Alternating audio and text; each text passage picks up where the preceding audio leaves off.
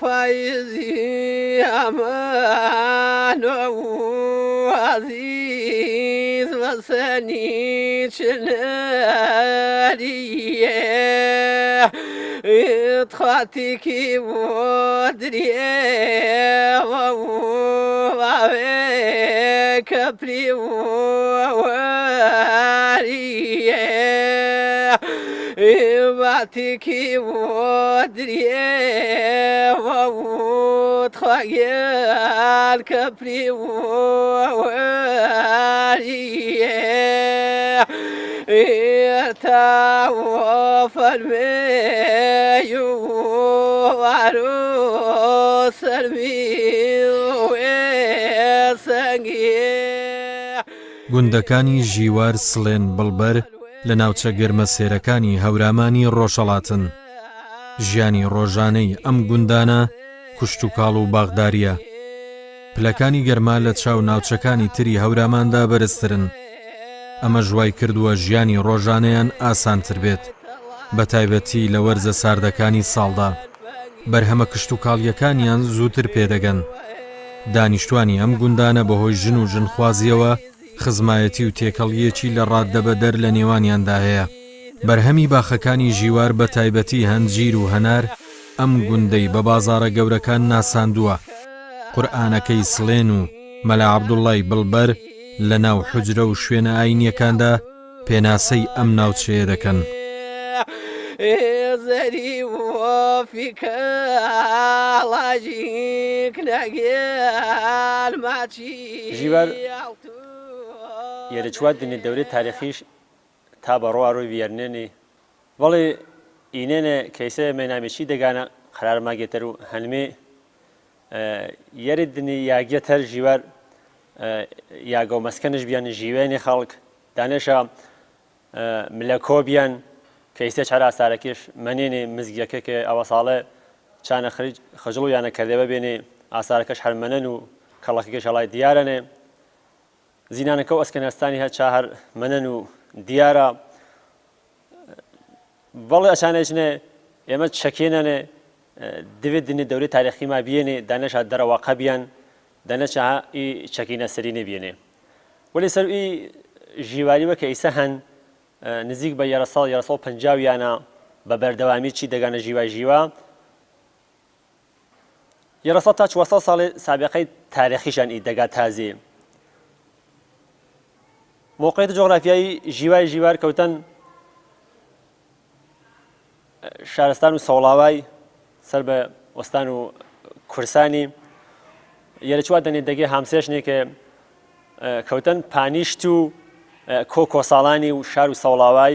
سەرنیشت و دەگا و سلێنێ وەرکەوت و دەگاکا و ڕەواری و وەرپڕ و دەگاکا و بڵبەری و شار و هەورامانی وڵات چیوەک ئێمە ژینیە بوومە و گێڵە بیمێشۆنیشتە ژیوار کەلیمەنە بە معناو زیندگی موقعیتێک موقعیت جغرافیایی کە ژیوار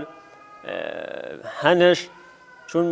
منطقه گەرمسیرە زمسان نزوو ڕووبەوە هەلوان و هەرە شامان و خەڵک تاوانش پێی ژیوای وێش ئەچێنە ڕەحەت ژیوە و خەڵکانێ فرە ڕۆژە کردێنە ئی دەگاوە بە ڕەحەتی تاوانشە مەعیشەت و وێشا و ژیوای وێشا چێ بەراسەر یعنی خەڵکانێکی چلاو چەولاوە ڕۆژارێنە ڕوو بە ژیواری ئەچێ نسبەت بە ماباقی وڵاتەکە و دەگایەکە و دەوروبەری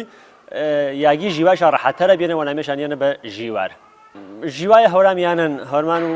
باروی خەڵکی فرەتەر کار و کشت و کاڵ و کشاوەرزی کەرا باغداری و دماوانە هیچ دامداری و ئاژەڵداریشە هەن بڕێ خەڵکی کەیسە چی ئاژەڵداری دووربێنەوە ڕوەکە ڕۆ شارەکە و دەوروبەری و کاریگەری و وساکاری و ئاپاسە ڕوبە دنیا واڕۆی ملا وڵای ئەگە باستانە کەیسە ئی موقعیەتە کەیسە مەینامێشەنە دەربەنەش ماچە یاگێ فرەفرەت تاریخیانە تاریخێ 1,400 ساڵەشان ئا عەکسیە و ئا خەتی کە چێ چەند ماپە نەکەوتێنێ و دیارێنێ و بە سەنەد مەوجودێنێ و هەنێ نیشانە مۆ کە ژیوات تاریخێ کۆنەشان و خەڵکانێ بە درێژایی تاریخی 1,400 ساڵەکی یاگێنە ژیوێنێ ئێمە ماما خەلیفێمانە چی دەگانێ ئێمە زیارەتە چەرمێما هەنێ و چەند یاگێتەری دیدەنیەمە و چەند یاگی دیدەنی تەرمان ئێمە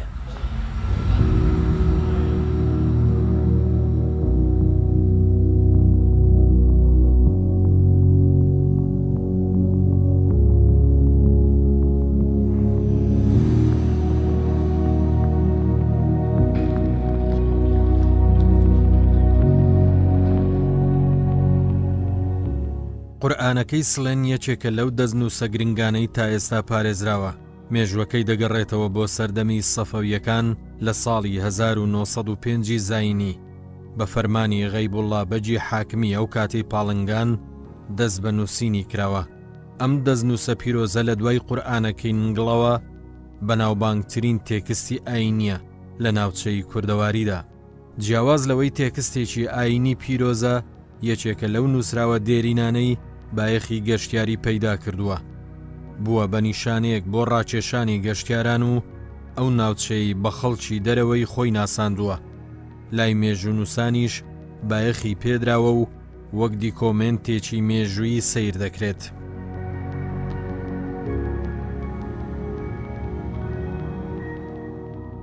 ئی قورئانە کە بەنامی قورئان و دەگا و سلێنی مەشهورە بە نامی قورئان غێبەڵای بەگی غێبەڵا بەگی سلێنی مەشهورە یەکەم جار کە ماچە زەمان و سەفەویەکانە بە دەستور و غێبەڵابەگ و حاکم و وەخت و پاڵنگانی بیان کە سلێنی جا وەختە چێر نەزەر و حاکم ئۆمەرا پاڵنگانی بیان ئی قورئانە کتابەت و نوویسیان پانەیەکە دیارە ئی قورئانەیە کە دۆرۆ سەفەویەکانە جە ساڵ و بە ساڵ 1950 تا 1910 ئی کتێبە ئی قورئانە ئەفۆگە نوویسیان ئانەیە سەلەمن و کە ئا وەختەیە قورئان سەر و خەت و ڕێحانی ئەبەتە بازی بژماشە خەت و کوفی چ شتێکەڵە بەڵام فرەتەر سەر و خەت و ڕێحانی و نوویسیان و تقریبا نزیکۆ بە چلویەری سانتان ئەنی هەڵامایەوە نیم متر کە توول و قورئانەکەی ئەرزم کرد دیکە وەختە حاکم و پاڵنگانی بیان غێبەڵا بەگۆڕینی و ئادی چی هەر زەمان و سەفەویەکانە بە حکم و مستەقیم و سەفەویە بۆ حاکم و پاڵنگانی چاوەختێچەنە ئیسەش منەنەوە ئەبەتە ساڵ و 94 بڕێ لاپەڕە چون کاغەز بێ ئێسێمە بازێ قورئانی مەهانی فەرزکردمێ سەر و لۆحی نوویسیان سەر و پێس و ئاسکی و نوویسیان بەڵام من کاغەزە ئینەشەکێ کاغەزە فرۆ لاپەڕەکە خراپیە بێنێ تەرمیم شاکردەوە ئەنە کە بزانێت دارەکول و میراس فەرەنگی ئوستان و کورسانی ساڵە 94 این شاکردەوە 96 داشاوە تەحویڵ نزیکە و ئەپاسە کە بەراورد کردیا بێەوە من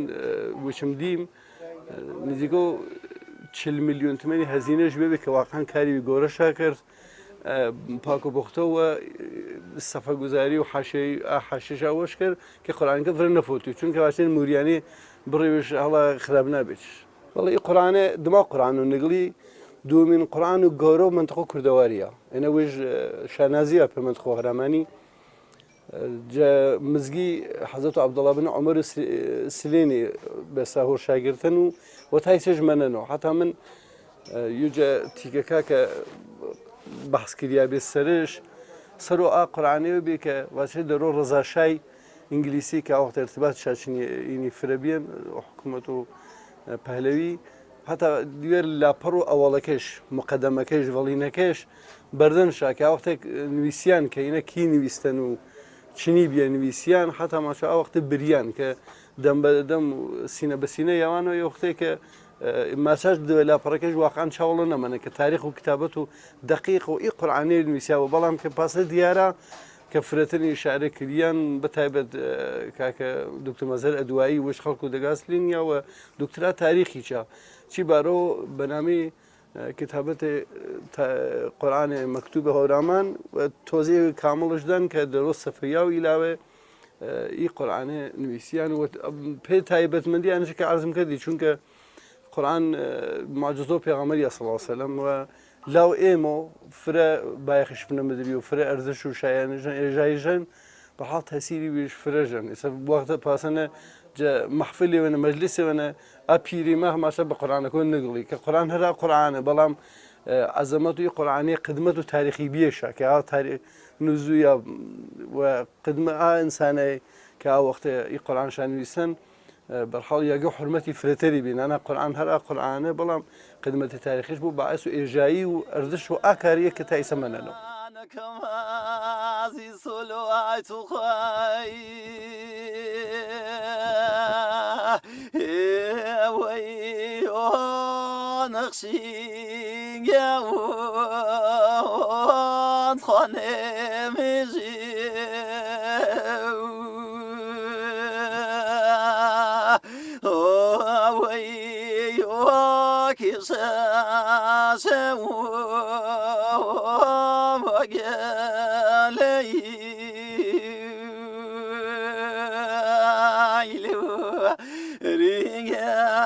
كم بصد المرة خاي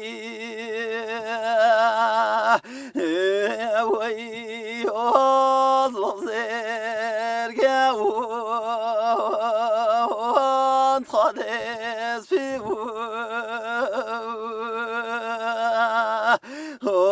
ويوز شني خوام ويالي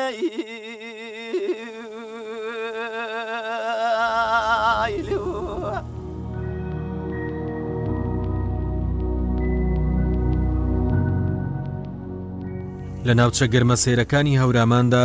هەنجیر و هەنار و ترێ لە پێشەوەی ئەو میوانەوە دێن کە باخەوانەکان بەرهەمیان دێنن.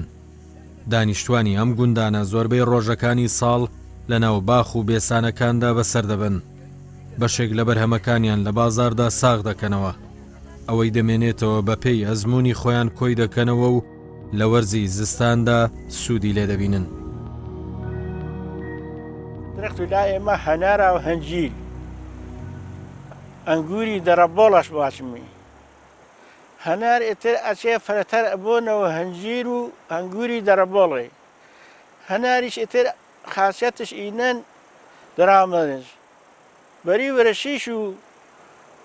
مەسەڵەن کیلوێ یەرێ 4,000 کەرۆنە و خاسیەتیشش هەناری چەنە گێمێ ڕۆگناری چەنە گێرمی ڕۆگنارەکەیش پێی چاشتێ دەرە وەرونێ پێی بازێ کەسێ مەسووم بوو دەرە وەرونێ کەریش دوێ ئاوێ پێسێ شەربەتاوێ وەریش خاسیەتش هەن ئینە هەنار ئێتە فرە شیوێ فەرخاساری و ئانە پێی 1000 دەردا دەرە وەرونێ هەنار ئینە هەنارەکەی هەنجیریش ئەچێ فرەتەر بوون منتیقەی گرمیاناری و درەخت و هەنجیر و هەناری ئەچێ فرە ڕینش بوونە خاسیەتتر بوو هەنجیریش تر بێتەرین درەختاری پێتەری مێوەش بوونە و مێوەش ئیسێ 10,000 کیلوێ 10,000 15,000 پەوسەش وشکە شکەرمی وشکەکەڕێش کیلوێ دەروسی 40,000 جا هەنجیری وشکیش پێی دەوایە فرە خاسیەتشن سامنە وەریش پێی مادەی خاسیەتشن دووەم وشکەری کەسێ مەسەڵەت من واپەڕۆشیوش بۆ کەریش ئاوی و وەریش ئێتر خاسیەتش هەنجیری منتەقی فرەتەر هەنجیری مەحەلین مازمش پەنە زەدە هەنجیر و شاهەنجیر و هەنجیری مجیفی یەرە نوعین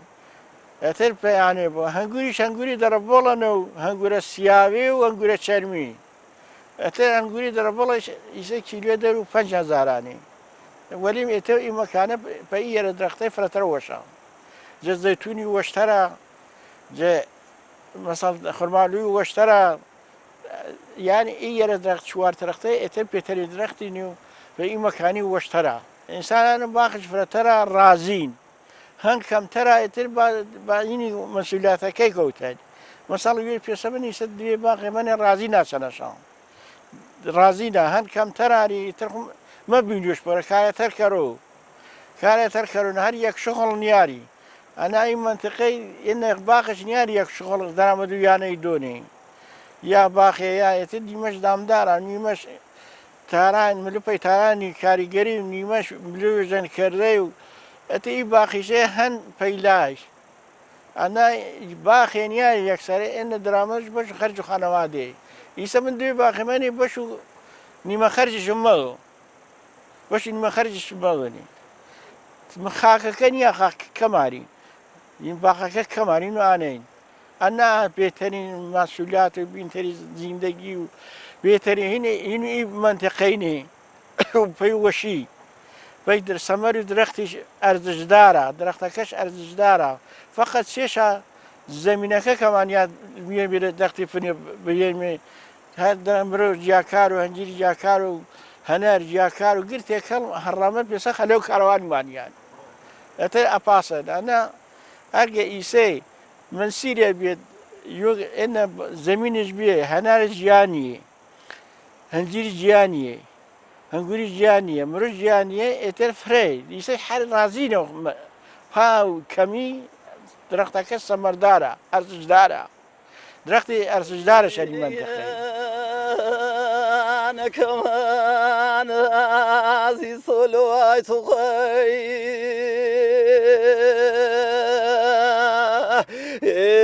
ويون نقشي قاون خانم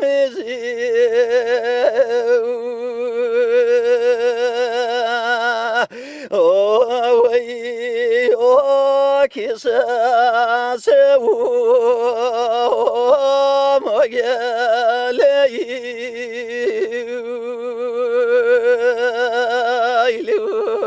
ريقانا كم بصد المرة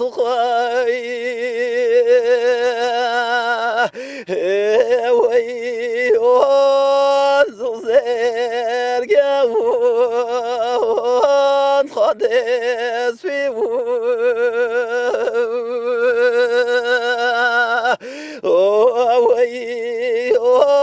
شني خوم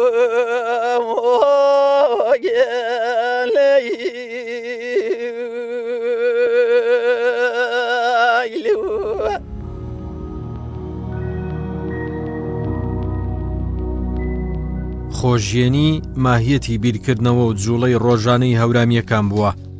گەڕانەوە بۆ خوت لە کۆی کایەکانی ژیاندا ڕەنجی داوەتەوە پیشەدەستیەکان مەودایەکی فراوانیان لەم بیرکردنەوەیە داگیر کردووە هەموو کاتێک دیمەنی پیشەگەرەکان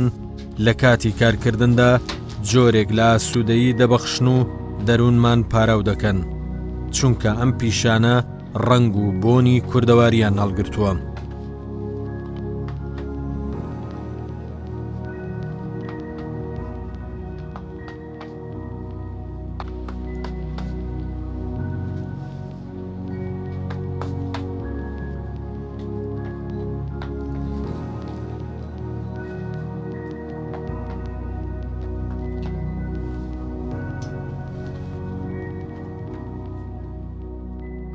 خەرم منەوەڵە دوانە 4 ساڵ لەوانە شاگردیم کردن و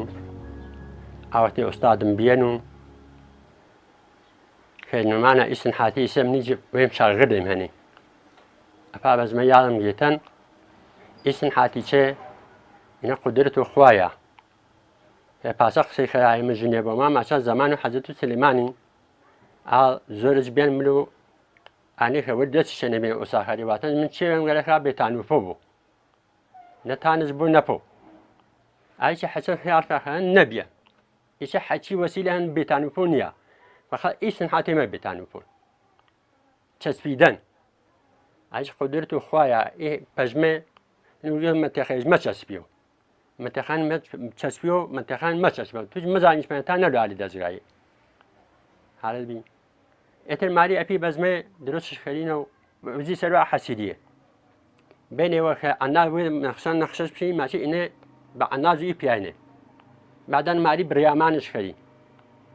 شون بريامان مجلس شاغريو بدسي بفي ساوش تمامنوش ماري بريامانش خلي بري خياتيش خلي خيات شمال بناخد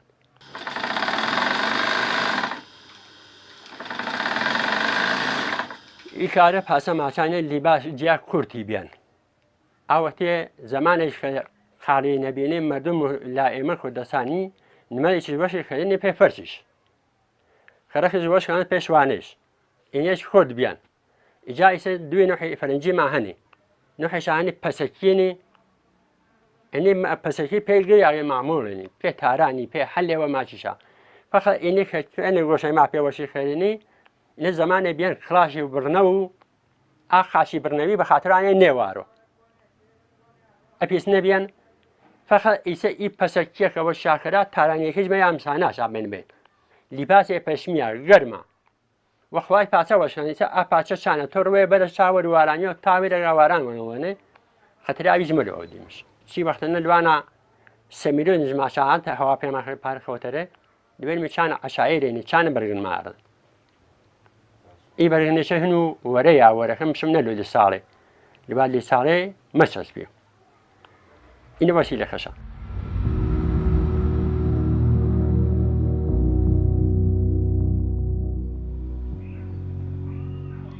سەید عەبدوڵڵای بڵبەر کەسایەتیەکی ئاینی هەورامان بووە مەلایەکی لێهاتوو شارەزای سەردەمی خۆی بووە نزیکەی 20 کتێبی لە بواری ئاین و ئەدەبدا پێشکەش بە کتێبخانەی کوردی کردووە یەکێک لە کتێبەکانی تا ئێستاش لە حوجرەکاندا دەخوێنرێت پەیوەندیەکی باشی لەگەڵ شێخەکانی هەوراماندا هەبووە لەبەر توانا و لێهاتووی ناوبراو دەبێتە خەلیفەی تەریقەتی نەقشبەندی بۆ ماوەیەکیش دەکرێتە موفتی بیارەی شەریفە ئێستاش مەزارەکەی لە گوندی بڵبەرە لە ئاستی کەسایەتیە بەناوبانگەکانی هەوراماندا دەبیندرێت مامۆستا سەید عەبدوڵڵا بڵبەری یوچە شخصیتە کەسایەتیا بێن کە واقعا نەژناسیە یعنی ئیسە کەسی و جەوەرامی زمانە غێر چانێکە متالعەشا کردەوە سەر و ئەژناسیا و کەسایەتیەکە هەورامانی باسش کرده بوو فکرکرد و جدە نەفرێنێ نۆ نەفری مەژناسەش ئێنە نیشانوانەی کەسایەتی ما فریمە بێنێ ئینسانانی گۆری فریمە بێنێ پسەی کەسایەتیە جەواخانە نەژناسیێنێ سەید عەبدوڵڵا بڵبەری ئەسڵ خەڵک و دەگا و کەرجی بیان جەکەرگیشێنە جارێ بیان جە ساڵ و 1269 کوچی یعنی تقریبا نزیکە و پێ 200 ساڵان مروک 170 تا 180 ساڵی جبێڵتر مامۆستا کە ئاوەختێ وەخت و وێش جەکەلجینە جارێ بیان پسە و ئیگر کەسایەتیا پسە ئیکەرینە بەرحاڵ علم ڕووی تەمامنەوە 12 علمی تەمامنەوە کە ئێمە وەختە 12 علم ومەفرەمەشن مەڵڵا بۆ بە مەڵا وەختی ئی کەسایەتیە ئینسانی بی فرە ژیر بێنجە لە حاز و زانایی علمەکە ترێنێ بەتایبەت جە علم و کەلام و علم و نەحویێنێ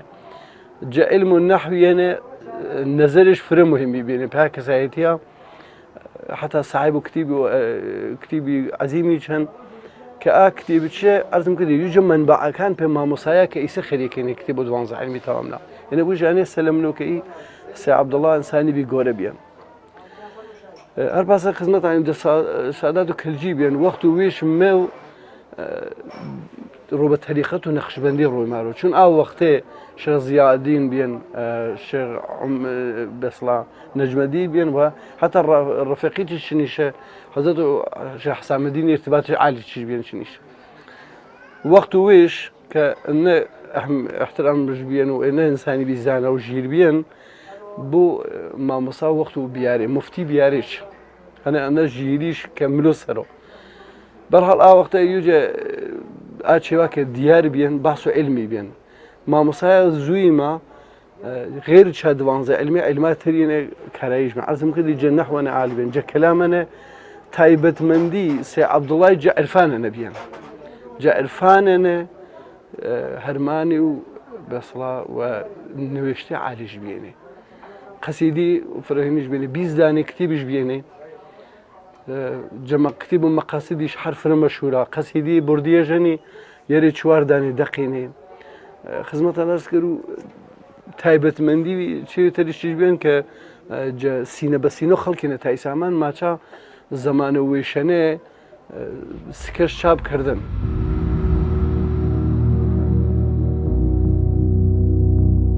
ناوچە گەرمەسێرەکانی هەورامان هەرچەندە جیاوازی لە کەش و هەوا و بەرز و نزمی پلەکانی گەرمادا هەیە بەڵام ئەمەوای نەکردووە لە فەرهەنگی ڕەسەنی هەورامان داببڕێن، بەڵکو بەهێزتر دەستیان بە هونەر و زمان و ڕەسەنایەتی کللتورەکەیانەوە گرتووە.